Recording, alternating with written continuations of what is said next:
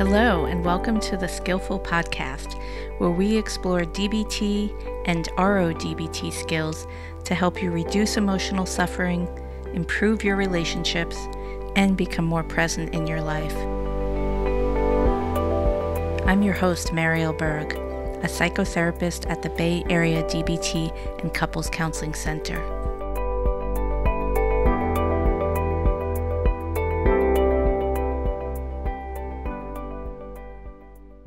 Hi, listeners. After great feedback from folks all over the world, we've decided to make a slight change and begin to answer listener questions. So we'd love to hear from you. If you have a question, you can head over to the contact page of our website, which is bayareadbtcc.com, and ask your question. We can't guarantee that we'll get to it on air, but we'll try to answer as many as we can. And of course, this podcast is not a substitute for your own individual therapy or DBT counseling. It's for educational purposes only. If you're benefiting from the podcast, it would be great if you could leave us a review on iTunes or wherever you listen to podcasts, because it really helps other people find it.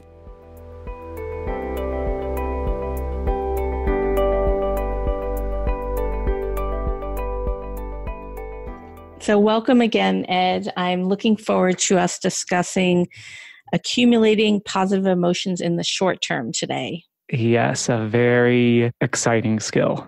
Yes. And before we jump in, this is just a reminder to listeners that this podcast is for educational purposes only and is not a substitute for mental health treatment. And hopefully this will be an encouragement to find a DBT treatment that works well for you. And in the meantime, enjoy. All right. Do you want to get us started talking about the skill? Sure. So when we look at emotion regulation skills in DBT and in our groups, we start with skills to help us change emotions. So if we have emotions that we don't want, we look at skills like checking the facts or opposite action, things that can help us to actually change the emotion. But another important part of emotion regulation is reducing our overall emotional vulnerability.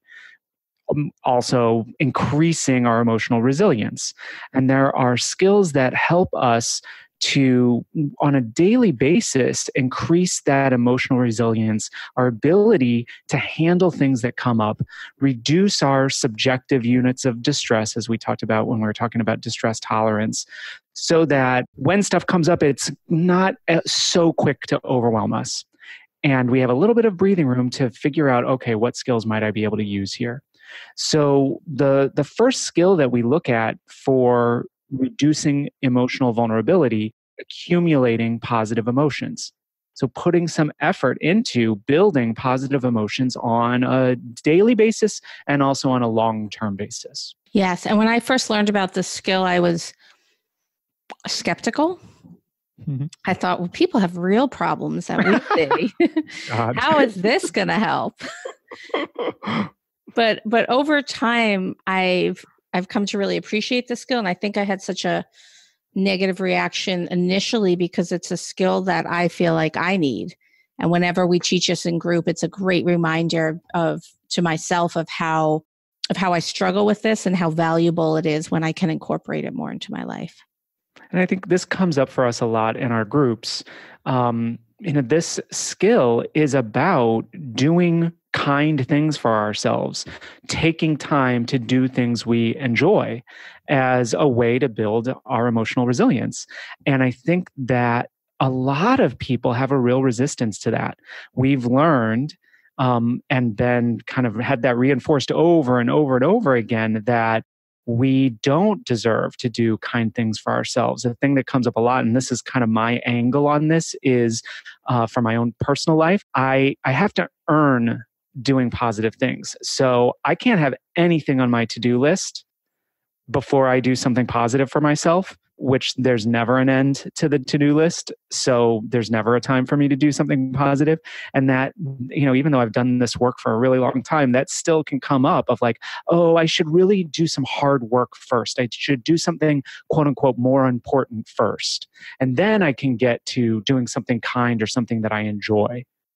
I can certainly relate to that. This idea that almost that I have to deserve something nice or taking time for myself or doing something pleasurable. And it's related to this, perhaps this Protestant kind of work ethic that infuses American culture. Correct. Yeah. Working hard all the time. You sort of have to earn your fun time. Right.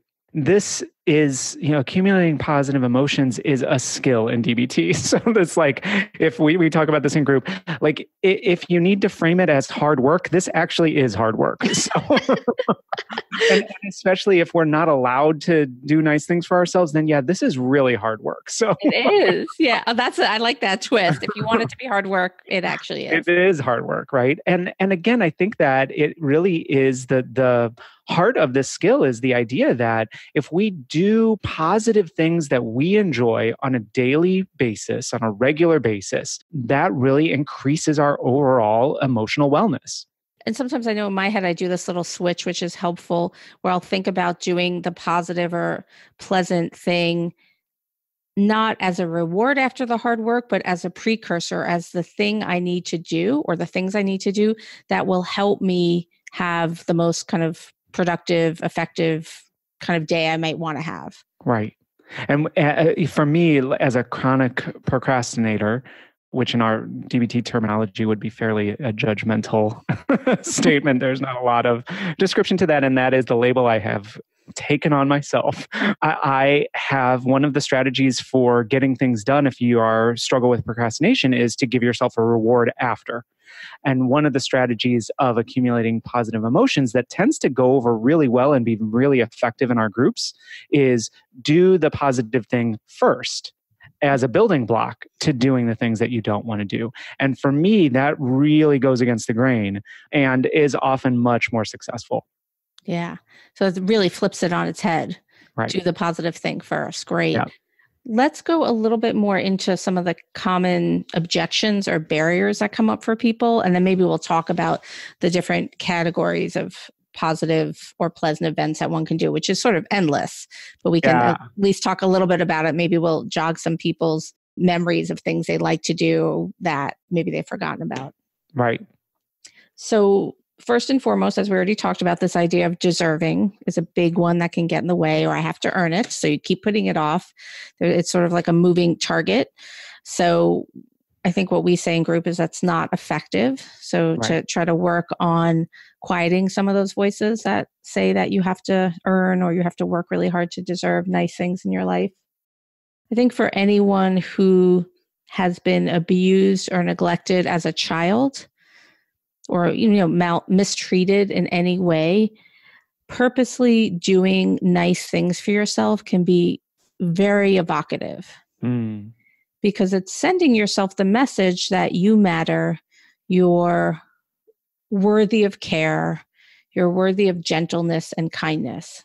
Yeah, and I think that when we have experienced the opposite of that, especially in formative years, I do think that a lot of emotion can come up. Listeners should be aware that if you engage in this and you notice a lot of resistance or strong emotion, it may be that you've kind of been trained yourself to believe you don't deserve it and you're not worth it. And it can bring up a lot to actually try to do it, to try to do good things for yourself. Yeah, it's a way of showing love or compassion and care. And so certainly if, be aware if you're trying this out for yourself that it can bring up a lot, and seek out a licensed mental health professional to help you work through that, or speak to your supportive friends or whoever you might have in your community as you begin to try to incorporate more positive and maybe even joyful things into your life. Right. And I think the mindfulness aspect of DBT can be helpful of just noticing. Notice what comes up. Notice if you have resistance. Notice if you have strong emotion. Be aware without judgment. Yes. And just like, how interesting that I'm finding this really hard, or how interesting that I'm feeling enormous sadness when I try to do something good for myself today. And then if you need support, get it. Yeah. You deserve that. Yes. We're really if you're struggling with the deserve thing, we're pounding that in. Really, like, this is like the physical therapy where it's like, yeah, you're going to deserve by the end of this. You'll get it. You'll feel deserving. So, yeah, people are going to feel sore after. From accumulating positive emotions. This is the nature of DBT. It's like the skill is like, oh, do nice things for yourself. Sounds great. This can be really hard. Really hard.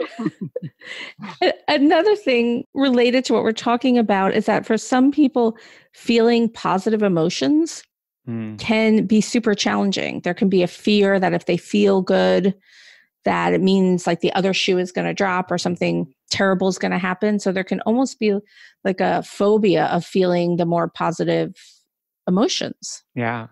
And I think that oftentimes when people struggle with overwhelming negative emotions, we actually become acclimated to that. And so we know what it's like to be seriously stressed or anxious. We know what it's like to feel really sad. We know what it's like to deal with huge bursts of anger, where it's not as familiar to feel joy or to feel peace. And to actually do things that might bring that up can feel really uncomfortable, in fact. And that's the thing that we hear quite frequently.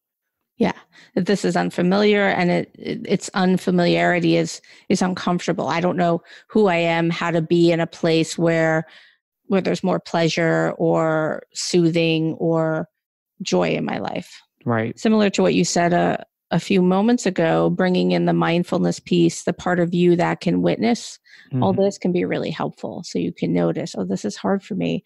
I'm doing something pleasurable or pleasant, and it's super uncomfortable. Right. Right. I think an additional stumbling block with this skill can be a sense of it's not going to make a difference. Yeah. Like why bother? So I go and take that walk at lunchtime for 15 minutes and, look at the flowers or the water or whatever might be pleasant around you. Who cares? How's that going to change anything? Right. And I deal with this a lot with people that I meet with, where I will say, like, what if, for instance, you tried to walk every day at lunch for 15 minutes as a way to do something positive that could break the day up? And people just are like, no, that's why would I bother? That's such a small thing. And because I know the value of this skill, that I know that if we are able to do these small things on a regular basis, it does actually accumulate. The skill is accumulating positive emotions. And I tend to kind of keep pushing it. And then all of a sudden people will say, hey, I've been doing that walk thing and I actually feel better. Right. Like, yeah. And that's the value of, for Marielle, for you and I, that we've been through this ourselves and with people that we've worked with enough times to know, like, yeah, if you try it, it'll probably work. And it's kind of like a pushing through that sense, noticing, acknowledging, okay, I feel like this is a small thing. This isn't going to make a big difference. And pushing through that and giving it a shot and seeing what happens, and reminding ourselves that the skill involves accumulating. Yes. And so we got to do the small things regularly until it actually does build up to feeling an emotional difference. Yeah.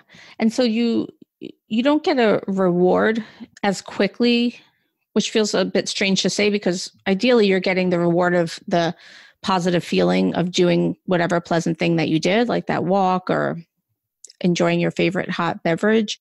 But you don't get that kind of immediate feedback that you do with some of the other skills, like a tip skill. Right. If you're feeling super distressed and you dunk your head in cold water, very quickly your distress will come down and you're like, okay, I got it. That skill works. Right. Or even like opposite action.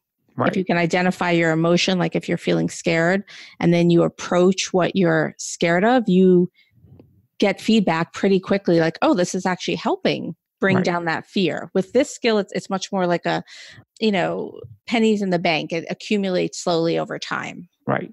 So when we talk about the skill in group, for some people, who tend to already be doing these positive things for themselves, they're like, oh, sure. Yeah. Okay, great. I got benefit from that right away. This is a good one. But they're already doing it. So they kind of move on to other skills. Whereas other people where this is a big stretch and this is different, there tends to be a kind of like, okay, well, I guess I'll try it because I have to. And then a sense of, oh, wait. And then doing it, repeating it, all of a sudden then people are able to get past that, like, this is too small, I don't deserve it, and to see that longer term benefit. But it does take a bit of a commitment to do it regularly. Right. And I think it can be hardest, or those feelings of how is this going to make a difference? That resistance is going to come up more strongly when you're feeling really depressed or very sad or overwhelmed. Like when your emotional state, when your negative emotional affect is really high, I think that's when it can be more challenging to find willingness to do something nice for yourself. Right. So let's begin talking about how to actually do this skill. Yeah, I think that the skill involves three things. The first is identifying positive activities that you enjoy. And in the skills workbook that we use, there's like a very long list of like, I don't know, is it like 200 or something? Probably. Pleasant events that you could try. So lots and lots of ideas. The ideas are endless and it's very personal. So identifying what are some things that I can do that would feel positive for me, that would be a pleasant event in my day. And then doing one of those things at least each day. So accumulating positive emotions in the short term is very much like a daily activity of building in that at least once a day, I'm doing something that feels positive to me. And then the second part of it is to be mindful of the pleasantness of that activity. So not just like, okay, I like going for a walk, so I'm going to go for a walk. Okay, I did the walk. You're not necessarily going to get a lot of pleasant emotion from that, right? But going for a walk and being like, let me notice what feels pleasant about this. If it's drinking a cup of tea, this is a common one that comes up as like, I love tea, and picking a nice tea that I really like and enjoying that cup of tea, like noticing what is it that I enjoy about this? What's pleasant about it? Is it the moment of pause? Is it the taste of the tea? Is it the warmth? What is it that I like about this? So really being mindful of what is it that I find pleasant about this activity so that we're in it, not going through the motions, but in it. And then the third aspect of accumulating positive emotions is letting go of worries. So letting go of things like, oh, this isn't going to work, or I've got so many other things to do, or what if this doesn't work? What if there's no benefit to this? And just noticing those and putting those to the side, and refocusing on the pleasant activity itself. So it's not just what you do, which I want to unpack a little bit and hopefully spark some ideas in listeners. It's how you do it that makes such a big difference.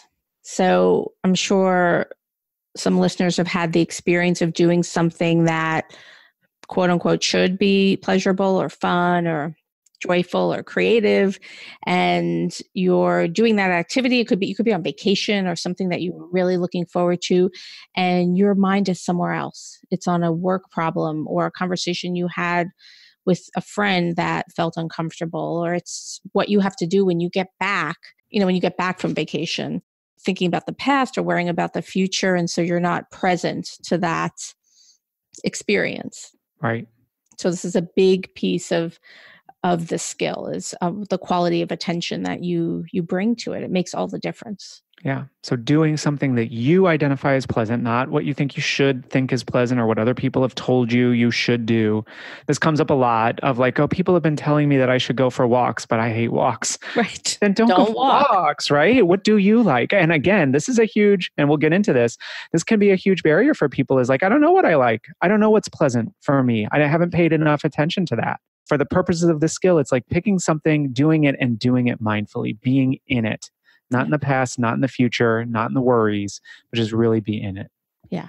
So let's throw out some ideas of to get people's minds going about, because as you're listening, you might have things like go-tos that like I hang out with my dog or I play catch with them and I love that. That's a pleasant event for me. I want to do that more often. Or I love to knit, whatever your thing you might do.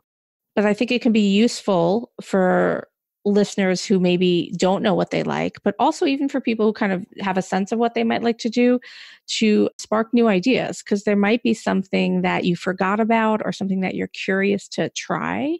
Mm-hmm. And so one way I think about this is with thinking about like what might be pleasant or what might be pleasing to you is I first think about the senses. Yeah. Like, what are things that will engage your five senses? And the list really could be endless.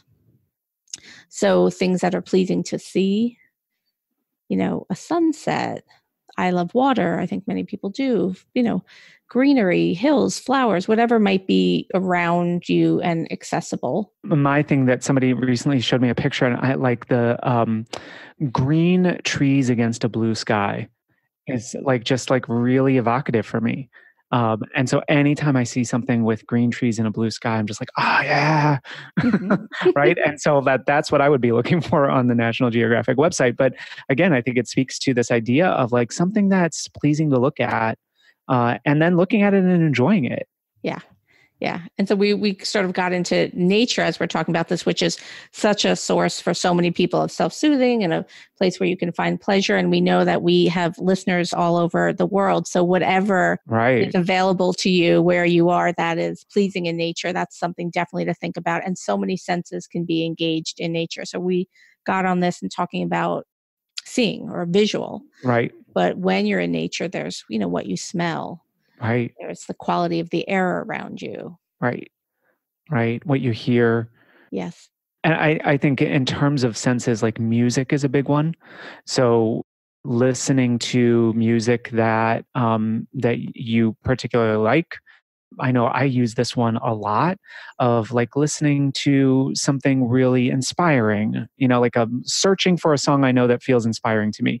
I'm a big fan of like really cheesy, corny inspiring songs.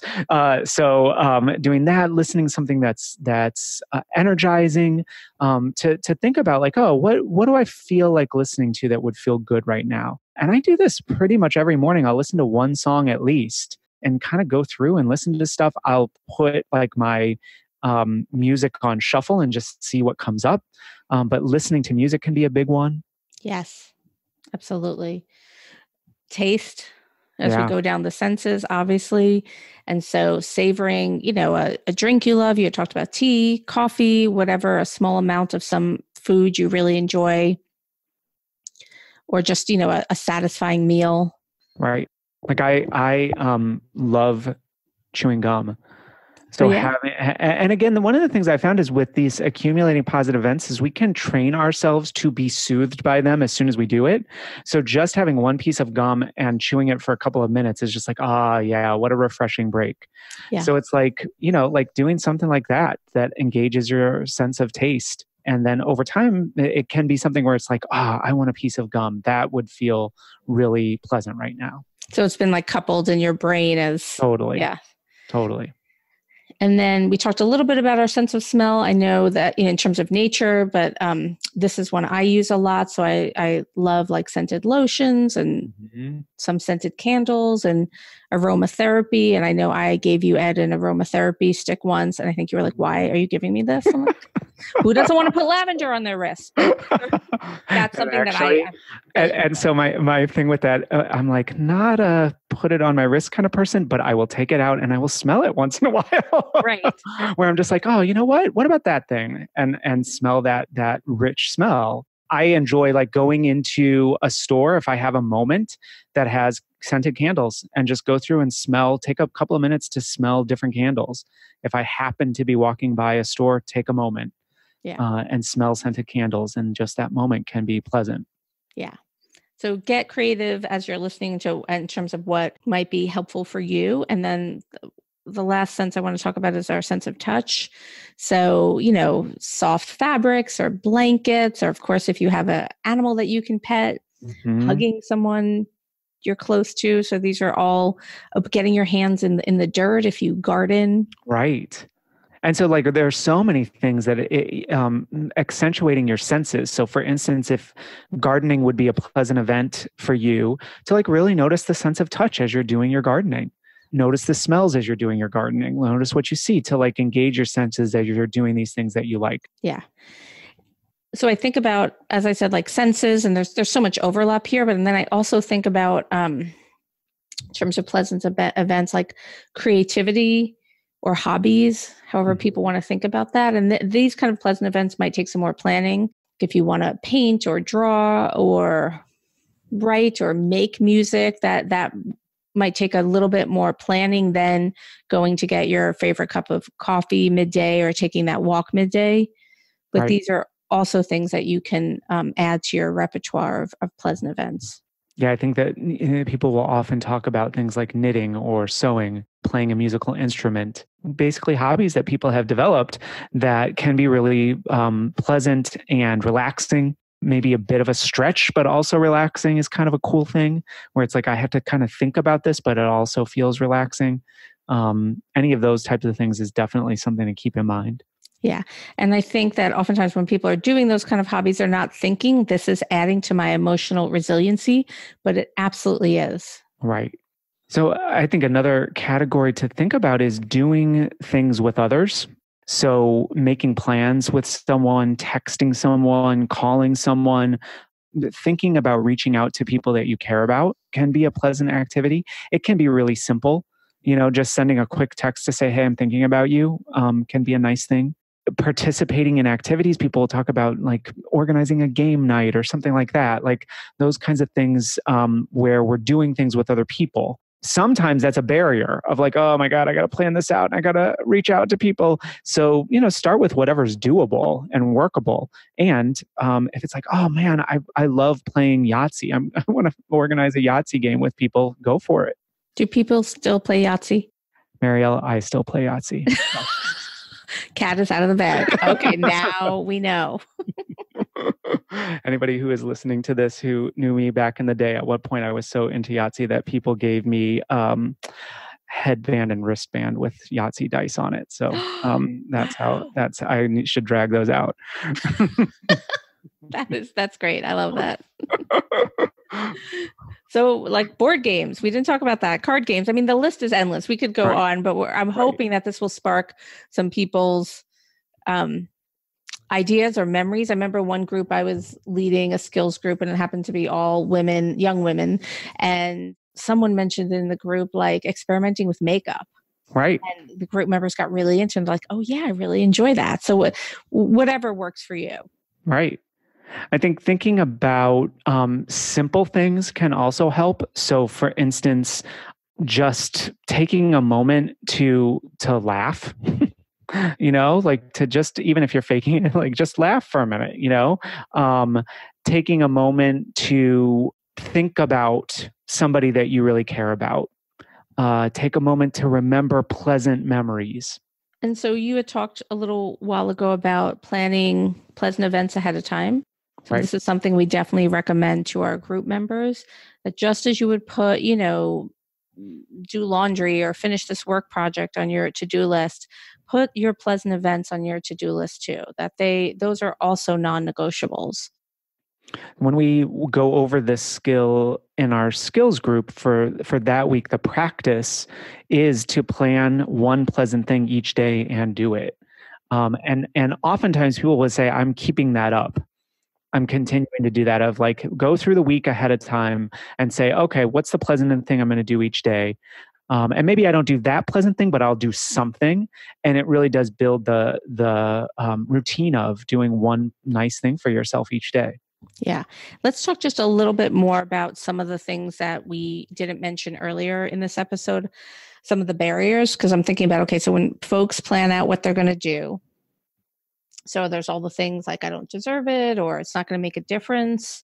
I also think about the need sometimes to practice opposite action when necessary in doing the skill, which we've talked about in a previous podcast episode. So the opposite action, in a nutshell, is basically doing the opposite of what your current emotion or mood is telling you to do. Sometimes that's needed. Like you really do not feel like doing it, but you're going to do opposite action. You're going to do it anyway. You'll still get the benefit. Right. Especially if you struggle with the idea of planning and doing pleasant things for yourself, it's going to actually take some effort to do it. And quite honestly, you are not going to feel like it. And this is a big thing in DBT, is like we're trying to have our behavior be in line with our values and our goals and not in line with our mood or how we feel. Because sometimes I don't feel like it and I know that this will be beneficial to me. I've been told that this could have an impact that's positive. So it's like saying, you know what, I'm going to plan. That's why the planning in advance can be helpful. Like I planned that I was going to listen to a song today, so I'm going to listen to a stupid song. and my experience is then I usually do feel better afterwards. It does have an impact short term. The purpose of this skill is that the impact accumulates. So the more often we do it and do it mindfully, do something pleasant, the more benefit we get to our emotional resilience. Yes. And with the skill, I think it's also really important to be patient. As we said, doing a nice thing for yourself a couple of times often isn't going to make a huge difference, but it will accumulate over time.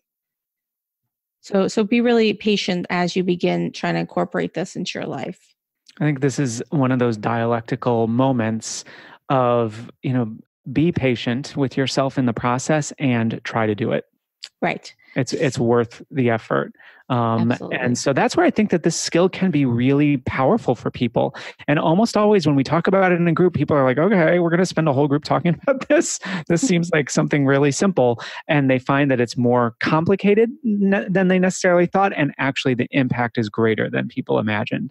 And I think that was your experience early on, Marielle, that, this is actually a really powerful skill when we engage it.